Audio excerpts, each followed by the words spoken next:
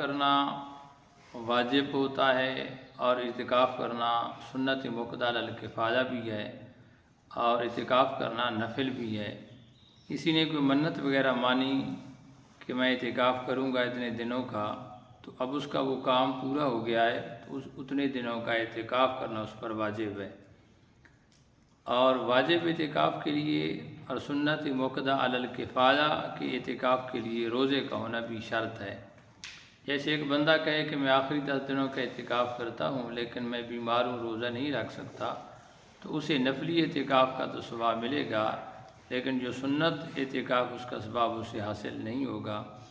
سنت موقدہ الکفایہ اعتکاف وہ ہوتا ہے کہ اس علاقے کے افراد میں سے کوئی ایک بندہ بھی اعتکاف پر بیٹھ گیا تو سب بری و ذمہ ہوں گے۔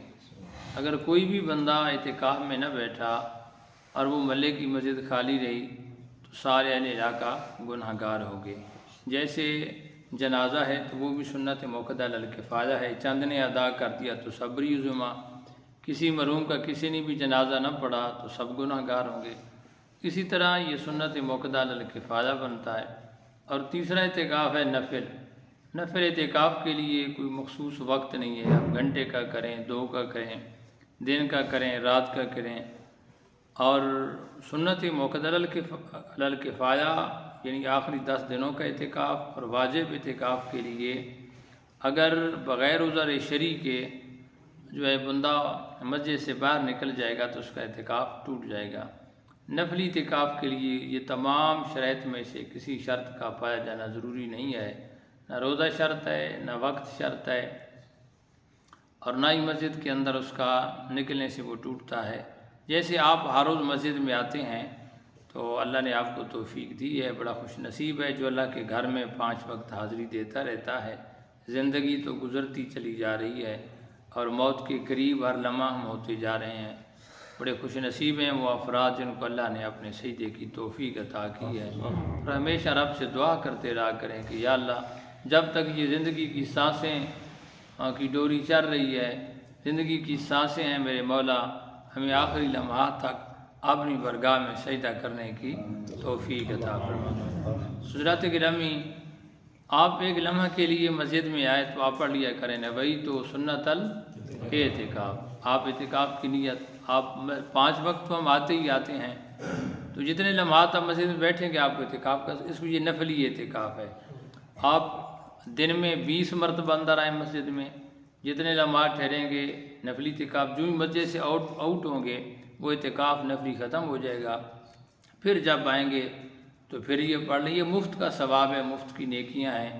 اور دوسرا مسجد میں کھانا پینا بھی منع ہے، اس کے پڑھنے سے بامر مجبوری جیسے افطاری وغیرہ ہے یا کوئی اور معاملے ہوتے ہیں تو پھر جو ہے وہ تھوڑی بہت گفتگو کرنا تو ویسی مسجد میں دنیاوی بات منع ہے، اگر کوئی ہو بھی جاتی ہے تو اس نیت کے ساتھ وہ اللہ تعالیٰ پھر معافی بھی عطا فرما دیتا ہے۔ یہ آخری 10 دنوں کا اعتکاف پہ میں نے تھوڑی سی روشنی ڈالی ہے۔ حضور نبی کریم صلی اللہ علیہ وسلم کا معمول تھا کہ میرے کریم آقا علیہ الصلوۃ والسلام جب تک زندہ رہے آقا علیہ الصلوۃ والسلام جو ہے وہ اعتکاف فرماتے رہے، اور ان دنوں کا اعتکاف میرے کریم آقا علیہ الصلوۃ والسلام کا معمول تھا۔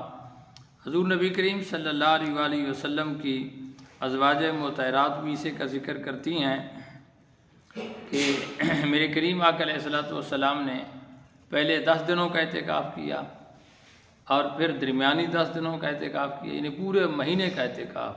جب آخری عشر آیا تو سرکار نے فرمایا جس نے میرے ساتھ اعتکاف کرنا ہے آؤ جاؤ کر لو۔ یہ جو آخری عشرہ ہے اس کے اندر جو طاعہ کراتے ہیں اس کے اندر یعنی حدیث کا مفہوم ہے وہ شب قدر پائی جاتی ہے۔ تو آخری 10 دنوں کا اعتکاف کرنا یہ میرے آقا علیہ السلام کی سنت ہے۔ طاعہ راتوں کے اندر شب قدر کو چھپا دیا گیا، سرکار کو وقت بتا بھی دیا گیا تھا۔ اب ان طاعہ راتوں میں ہم صرف 27 کی رات جاگتے ہیں، جبکہ شب قدر صرف 27 کی رات میں نہیں ہے۔ ہاں یہ بات ہے اکثر علماء نے اس رات کو شب قدر کی رات قرار دیا ہے، لیکن یہ کوئی آخری حرف نہیں ہے، طاعہ راتوں کے اندر ہے، اس لیے کہ اللہ تعالیٰ بھی یہی چاہتا ہے کہ میرے بندے زیادہ سے زیادہ جا کر میری عبادت اور ریاضت کے اندر راتیں جو ہے وہ بسر کر دیں۔ حضور نبی کریم صلی اللہ علیہ وآلہ وسلم کی حدیث طیبہ ہے، حضرت امام زین العابدین رضی اللہ تعالیٰ سے یہ حدیث طیبہ مروی ہے کہ اعتکاف کرنے کا ثواب کتنا ہے۔ الترغیب و ترہیب کی حدیث پیش کرنے لگا ہوں، آپ یہ حدیث سنیں گے تو آپ کا ایمان خوش ہو جائے گا اور دل کرے گا کہ ہم بھی اعتکاف کے لیے بیٹھ جائیں۔ آقا علیہ السلام نے ارشاد فرمایا کہ من اعتکف عشراً فی رمضان کانا کحجتین و عمرتین۔ آقا علیہ السلام فرمایا جو آخری 10 دنوں کا اعتکاف کرتا ہے یعنی رمضان کے مہینے کے اندر، اللہ تعالیٰ سے 2 حج اور 2 عمروں کا ثواب عطا کرتا ہے۔ آج کے دور میں کتنا مہنگا ہو چکا ہے حج کرنا، بلکہ عمرہ کرنا بھی مشکل بن چکا ہے، تو غریب کے لیے آقا علیہ السلام نے گھر کے اندر حج اور عمرے کا ثواب عطا کر دیا ہے۔ تو اگر صحت اجازت دے اور معاملات تو پھر چلتے ہی رہتے ہیں، تو بزرگوں اور بڑوں کو بھی چاہیے وہ اعتکاف پہ بیٹھیں، چھوٹے بچے اعتکاف پہ نہ بیٹھیں، نہ ان کو مسجد کے آداب کا پتہ ہوتا ہے، دوسرے نمازیوں کو بھی ڈسٹرب کرتے ہیں، اور بھی بہت سارے مسائل ہوتے ہیں۔ بالغ بچہ بیٹھنا بہتر ہے، میچور بچے جو ہیں وہ بیٹھیں تاکہ مسجد کا تقدس بھی پامال نہ ہو۔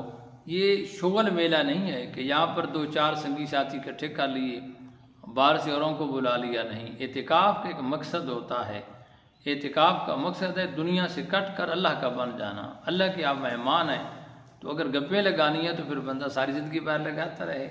تو مسجد میں آنے کا مقصد بھی یہ ہوتا ہے۔ میرے کریم آقا علیہ السلام کی ایک اور حدیث طیبہ وہ بھی سماعت فرما لیں۔ یہ صحیح بخاری کی حدیث ہے، حضرت عائشہ صدیقہ رضی اللہ تعالیٰ حدیث طیبہ کی راوی ہیں کہ کانا یعتکف العشر الاواخر من رمضان، آقا علیہ السلام ہمیشہ آخری 10 دنوں کا اعتکاف کرتے تھے، حتیٰ توفاہ اللہ، یہاں تک کہ میرے آقا علیہ السلام کا وصال ہو گیا۔ ثم اعتکف ازواجہ من بعدہ، میرے آقا علیہ السلام کے وصال کے بعد سرکار کی ازواج مطہرات اعتکاف فرمایا کرتی تھیں۔ تو عورت بھی اعتکاف پہ بیٹھ سکتی ہے، لیکن بیٹھے گی کہاں؟ اپنے اپنے گھر کے اندر۔ یہ جو رواج چل پڑا ہے عورتیں کسی کے گھر کے اندر جا کر، یہ جو ہے وہ درست طریقہ نہیں ہے۔ عورت ہمیشہ نماز بھی اپنے گھر میں پڑھے اور اعتکاف بھی اپنے گھر کے اندر بیٹھ سکتی ہیں۔ سرکار کی ازواج مطہرات بھی گھروں میں اعتکاف فرمایا کرتی تھیں۔ اعتکاف کے بہت سارے فضائل ہیں اور اعتکاف کے بہت سارے مسائل بھی ہیں۔ میرے کریم آقا علیہ السلام نے ارشاد فرمایا کہ جو رمضان المبارک کے آخری 10 دنوں کا اعتکاف کرے گا، اللہ تعالیٰ اسے 1000 سال کی عبادت کا ثواب عطا فرمائے گا۔ کتنا بڑا ثواب ہے۔ اور قیامت کے دن اللہ کے نبی صلی اللہ علیہ وسلم فرماتے ہیں کہ اللہ تعالیٰ سے اپنے عرش کا سایہ عطا فرمائے گا۔ تو یہ بہت بڑا ثواب کا کام ہے۔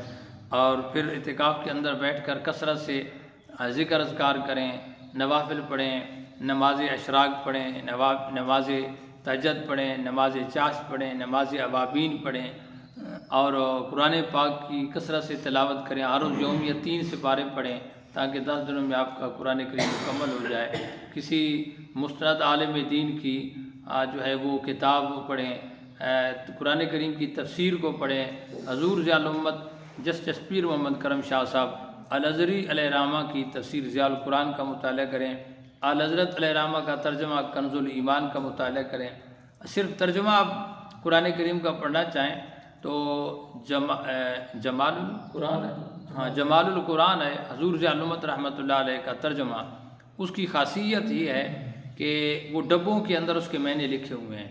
جیسے ایک ہے نا اولئک اعلیٰ، اولئک کا نیچے ڈبہ بنا ہوا ہے، اس کا معنی لکھا ہوا ہے۔